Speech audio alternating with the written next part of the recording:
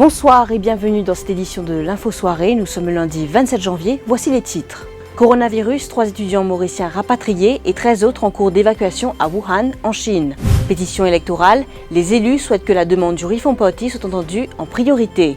L'environnement, le ministère souhaite s'inspirer du modèle réunionnais de gestion de déchets. Sport, le monde du basket a perdu l'un de ses plus grands joueurs, Kobe Bryant. Des 7 Chinois admis à l'hôpital de Souillac, 6 ont été placés en quarantaine. Parallèlement, 2 autres ont pu rentrer dans leur pays. Des informations communiquées par le ministre de la Santé lors d'un point de presse ce lundi.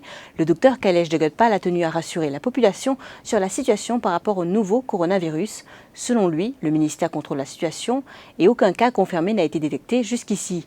Il devait également annoncer que les tests allaient désormais se faire à Maurice. À l'hôpital Souillac, nous avons déjà fini de faire une provision. Que nous sommes capables de garder n'importe qui vient, qui sortit de Wuhan ou bien qui sortit dans la Chine avec un symptôme, nous pouvons admettre. Ceux qui paient un symptôme, les admettent dans une quarantaine et ceux qui ont un symptôme, les admettent dans la salle d'isolation. Jusqu'à jour, nous finissons gagner environ, semaine dernière, nous avons gagné 3. Nous graduellement augmenté de 9. Et maintenant, nous avons seulement 7 admissions. Parce qu'il a déjà fini de retourner en Chine. Ces 7 admissions-là, 6 c'est en quarantaine, qui n'ont pas aucun symptôme, c'est des gens qui sont sortis de Wuhan, mais qui sont gardés là en observation, et que ça, un là, les sont venus avec un symptôme, ils sont dans la fièvre, qui est aussi, jusqu'à jour, les n'ont aucune maladie, les tout à fait en bonne santé, vu qu'ils nous mettent un protocole là, nous besoin garder pour 14 jours.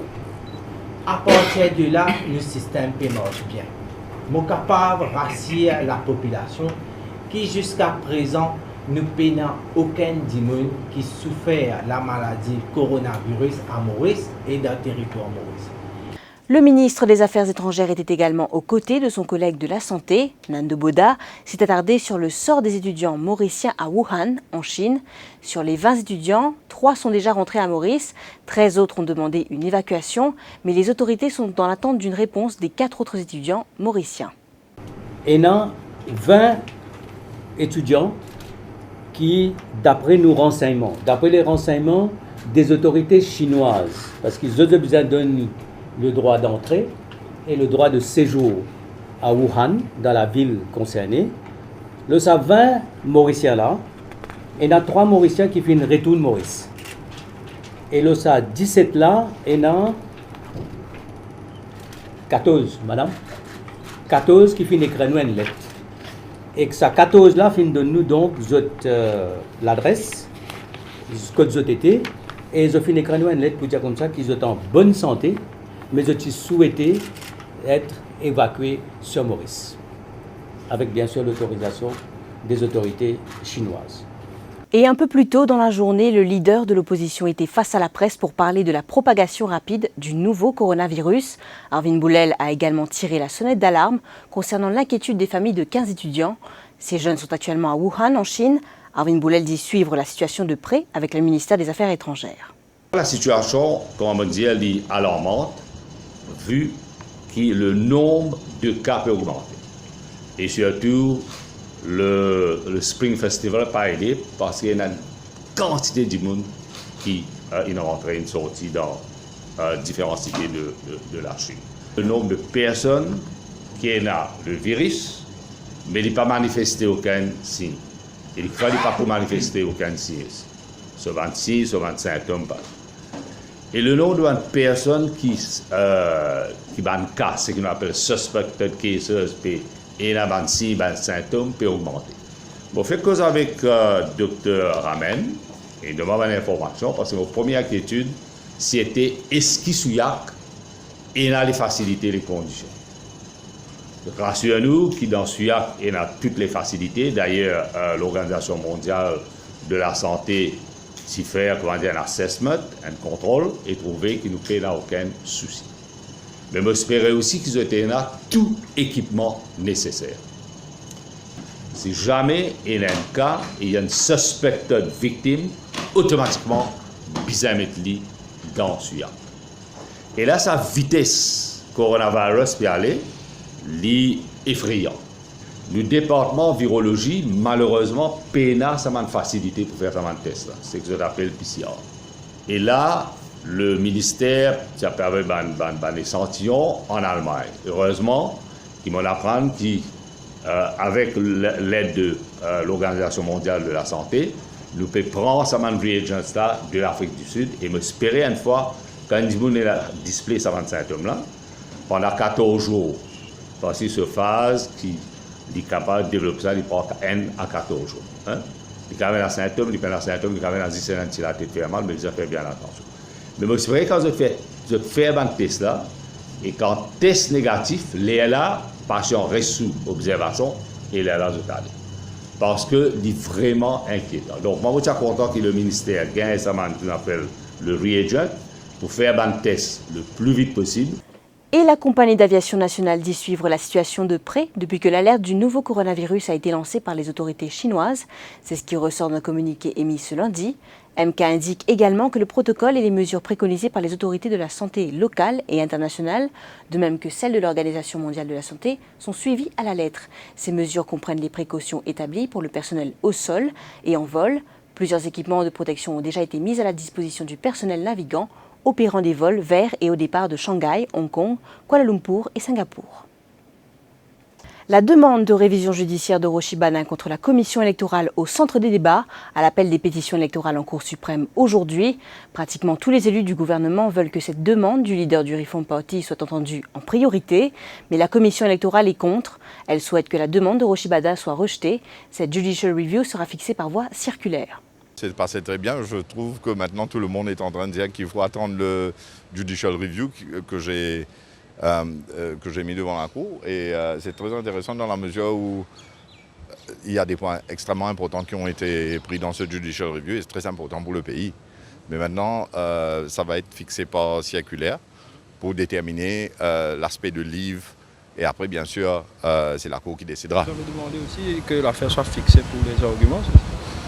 Absolument, pour que l'IV soit déterminé, c'est-à-dire pour que l'affaire, la Cour décide si l'affaire doit aller de l'avant en fonction des points qui ont été pris dans l'affidavit qui a été juré. Mais maintenant, c'est à la Cour de décider et pour le pays, ce sera quelque chose de très important. Vous êtes satisfait de la façon de pétition? Dans l'autre case de Siuchen, j'ai fait ressortir aussi qu'ils sont en train de s'en servir des delaying tactics. Et c'est la raison pourquoi on a demandé que cette affaire de pétition électorale soit aussi écoutée au plus vite possible, parce qu'une pétition électorale doit être écoutée, comme on dit, promptly, d'après la loi, et ça doit aller très vite. C'est dans l'intérêt du pays, bien sûr.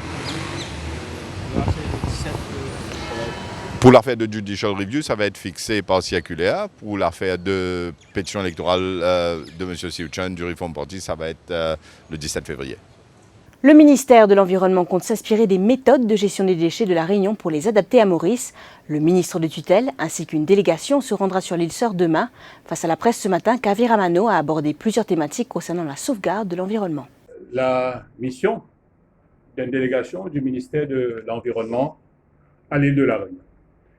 Et là, avant de me rendre dans le détail en ce qui concerne la mission à l'île de la Réunion, donc, à titre de rappel, nous avons un chiffre extrêmement important à rappeler à la population, c'est que en 2019, nous finissons enfouir, nous finissons collecter et enfouir environ 540 000 tonnes de déchets solides, qui finissent enfouis dans le seul centre d'enfouissement qui nous a à Morchicose. Et nous avons dit que le volume de nos déchets qui nous allons enfouir à Morchicose, chaque année, il est augmenté par au moins 3%. Et donc, la gestion des déchets à l'île Maurice, il y a une priorité.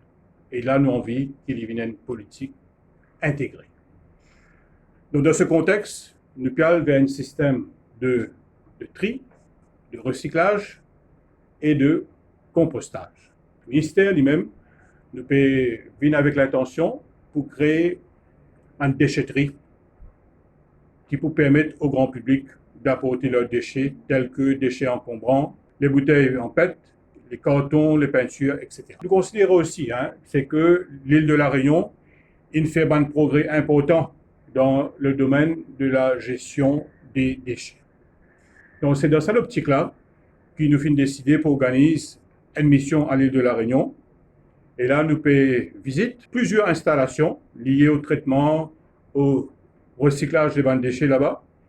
Nous souhaitons bien sûr échanger un point de vue, une information nécessaire dans les secteurs avec les acteurs réunis de la filière déchets, apprendre le concept, qui nous connaissent le concept, nous maîtrisent le concept, adapter-le, surtout dans le contexte mauricien. Les deux adolescentes de 14 ans ayant fugué hier du shelter Oasis de nouveau en cavale ce lundi, elles ont profité d'un check-up à l'hôpital J2 pour échapper à la vigilance de leurs surveillants. Leur disparition a été signalée au police post de l'établissement hospitalier et la brigade des mineurs a été mobilisée pour retracer les deux jeunes filles. Pour rappel, hier, les deux adolescentes s'étaient enfuies durant leur sortie à la messe à la Tour-Kénig, mais elles ont vite été rattrapées par la police. Dans leur déclaration au poste de police, elles ont allégué être victimes de maltraitance. Le ministère de l'Égalité du genre et du Bien-être de la famille a ouvert une enquête. Le monde du sport pleure la mort de la légende du basket Kobe Bryant et de sa fille Gianna depuis hier. Ils ont perdu la vie dans un accident d'hélicoptère à Calabasas, en Californie. Accident qui a également tué 7 autres personnes. Kobe Bryant était âgé de 41 ans et laisse derrière lui son épouse et 3 autres enfants. Il se rendait à un entraînement à l'académie de basket avec sa fille de 13 ans lorsque l'accident est survenu.